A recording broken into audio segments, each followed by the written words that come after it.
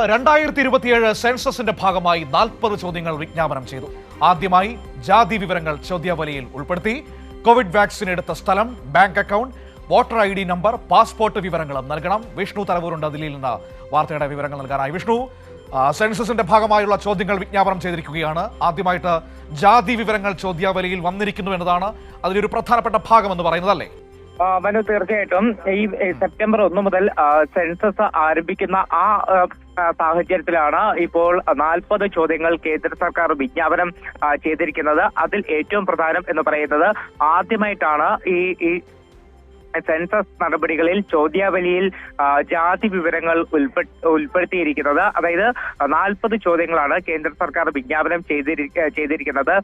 ജാതി, പട്ടികജാതി, പട്ടികവർഗ പദവി ഉൾപ്പെടെയുള്ള കാര്യങ്ങളൊക്കെ തന്നെ പട്ടികയിലുണ്ട്. എന്തായാലും ആദ്യമായിട്ടാണ് ഈ ജാതി വിവരങ്ങൾ പട്ടികയിൽ ഉൾപ്പെടുത്തുന്ന ഒരു നടപടിയിലേക്ക് കേന്ദ്ര സർക്കാർ കടന്നിരിക്കുന്നത്. ഏതായാലും കഴിഞ്ഞ വർഷം ഏപ്രിലാണ് കേന്ദ്ര മന്ത്രിസഭ ഈ ജാതി സെൻസസിൽ ഉൾപ്പെടുത്താൻ ഒരു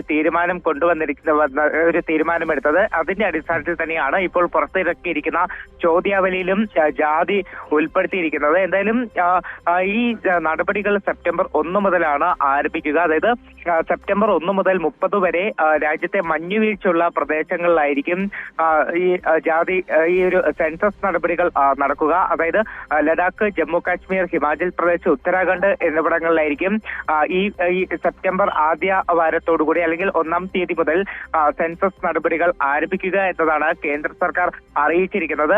ഈ ജാതിക്ക് പുറമെ മറ്റ് നിരവധി കാര്യങ്ങളും ഇപ്പോൾ ചോദ്യാവലിയിൽ ഉൾപ്പെടുത്തിയിട്ടുണ്ട്. അതായത് കോവിഡ് വാക്സിൻ സ്വീകരിച്ച സ്ഥലം ഏതാണ് എന്ന പട്ടികയിൽ ഉൾപ്പെടുത്തണം.